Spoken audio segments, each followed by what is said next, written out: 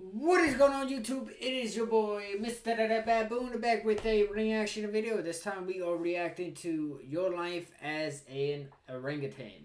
So you guys can find the video and the channel link down below in the description if you guys want to check it out. You guys can. With that being said, I think we are going to go ahead and jump right into this video. So make sure you guys do check out the channel down below in the description. Check out the video down below in the description so you guys can watch it for yourselves and stuff. Check out the other ones we did. We did like 3 other ones before this one. So I'm excited for this one. So with that being said, we are going to go ahead and jump right into this. Yeah, okay. I had to make sure I liked the video. I didn't remember if I did or did it.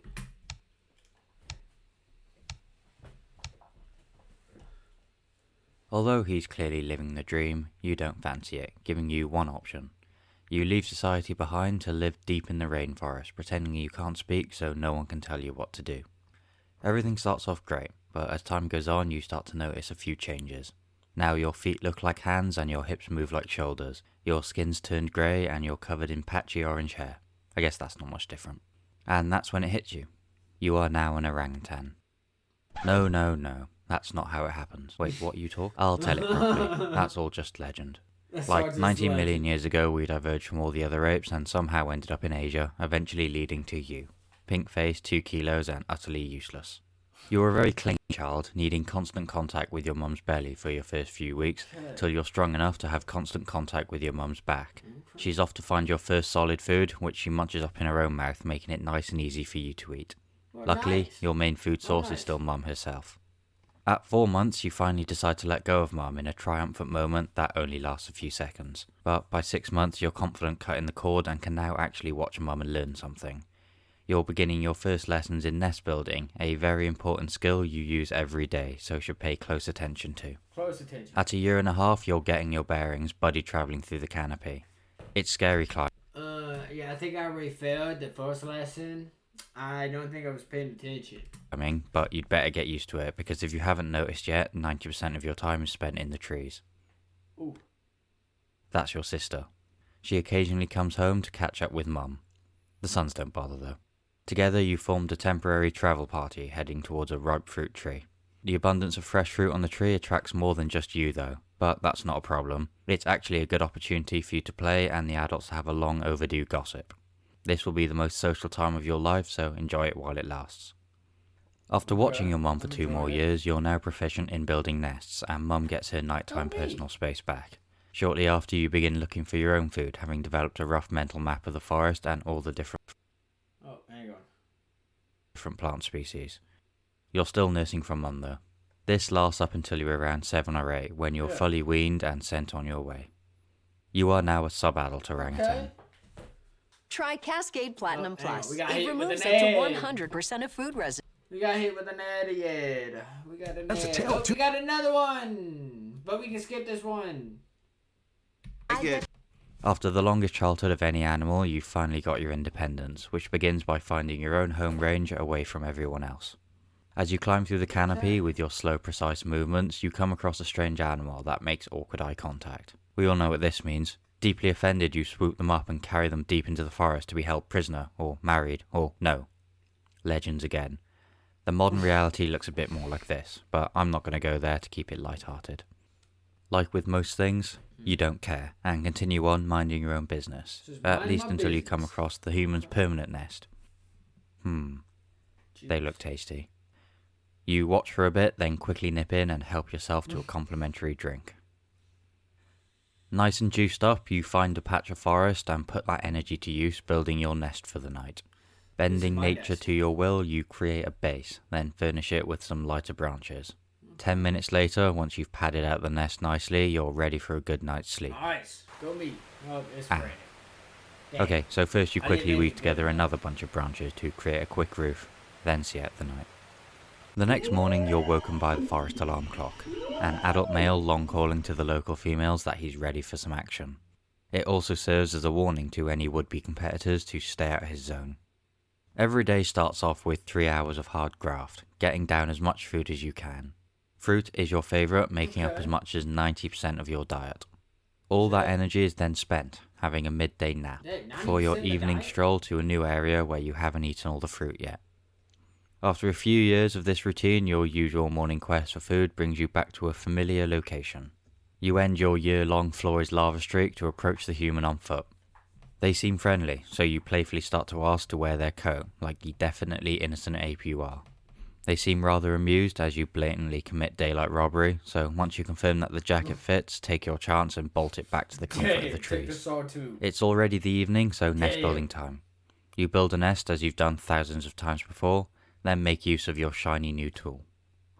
Some more years pass, you've been visiting Mum, then decide to head to the river. An innocent catfish is happily prodding along till you start jabbing a sharp stick in the water, causing it to panic and jump out into your grasp. This is one of your many learned behaviours passed down from previous generations. These can vary from Do they really do that? Can someone tell me if they actually do that? region to region, creating cultural differences in the way you act and or use tools.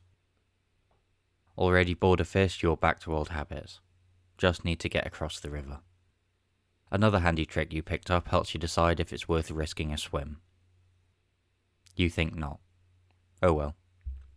As you may have guessed, not all learned behaviour comes from other orangutans. Don't want to miss this opportunity. The humans dock and you wait patiently for your time. As soon as they're inland, you make haste and GTA their boat. That's better than risking the swim. Belly full, you continue down the river till you come across that old familiar location. Seems like they've had some upgrades. You quickly pick up the correct pattern using your advanced cognitive function. Then stealth mode over and help yourself to some tasty treats. Oh no. Better run. You know they'd catch you on foot, so you decide to steal a golf buggy. You don't steal a golf buggy. You decide to steal a golf buggy and make your way back into the forest. It's been a few more years and another day has dawned. You decide you're bored of fruit and fancy something else, so start eating the tree instead. Once you've come to your senses, you decide to grab a stick and pinata a beehive to get some sweet honey. That tastes better. Some dropped on the floor, so you head down, only to find yourself forced into modelling for a bunch of social media posts. That's a nice hat. You point at them, then point at your head before taking off your coat and laying it before them. You patiently hold out your hand till the human gets the message and lets you try on their hat.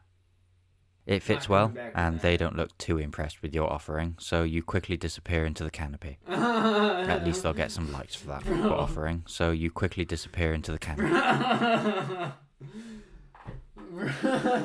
like that. That was good. At least they'll some John Cena right there. You can't see me. Get some likes for that.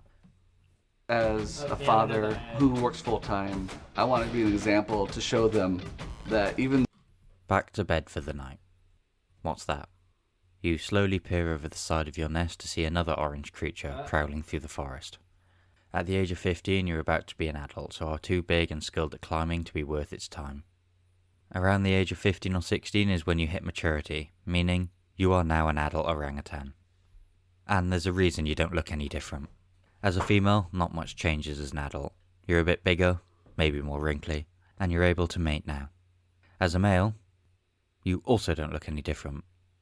Yet. Whilst technically a mature adult, you still haven't grown your flabby bits, so won't have much luck with the ladies. The flangy dominant males will always be priority, which gives you one sinister option. You track down a female and begin your unwanted approach, with one thing in mind. Fortunately for her, she's under the protection of the local flangy dominant, who teaches you a lesson in not being a massive creep. Right, you've learned your lesson, you'll only do things the proper way now.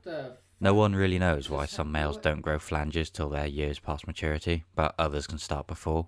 There's a theory that the presence of another dominant flanged male can cause stress, leading to a delayed development, but for now, it's still a mystery. Oh look, you finally got your cheek pads, and the massive throat sac making you look like the King Goblin in The Hobbit. So, you're now a flanged male. You're double the size of a female at a whopping 4 foot tall, and your drooping cloak of fur is the envy of dementors. Your curious face of youth has become one of pure disinterest, which is fitting, as your tolerance of social interaction has hit a record low. Combining that with your superhuman strength makes you a high-risk animal to be around. You wake up the next morning and, using your throat sac for max volume, belt out a long call to inform the females there's a new boy in town. Sounds like the old boy is still around too. It's not long till you come across a female who seems ready to mate. There's just one obstacle in the way. You both need to impress, so charge each other. Then try to intimidate each other with your displays of aggression, ending with you nibbling his cheek pads to establish your dominance and securing your victory. You can now mate, which involves 3 to 10 days together, sharing the occasional nest before you leave her alone to raise, educate and protect your kid with no help whatsoever from you. Rinse repeat, the cycle continues, till you're like 30 or 40 something.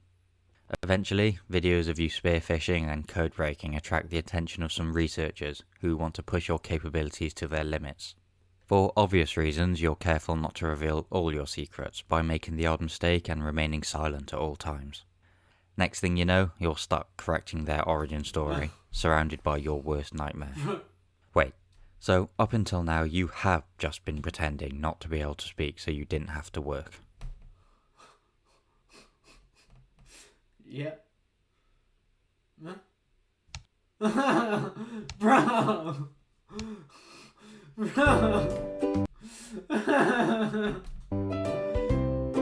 Bro, that was a really good video though. I really enjoyed it. Make sure you guys do check out the description. I will have it down below in the description and the channel link down below in the description if you guys want to check it out. Make sure you guys do check it out.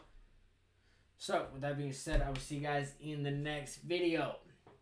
Positivity is key. Motivation is key. Happiness is key. I will see you guys in the next video. You guys stay safe. Watch out for each other. See you guys in the next one. Stay safe. Watch out for each other.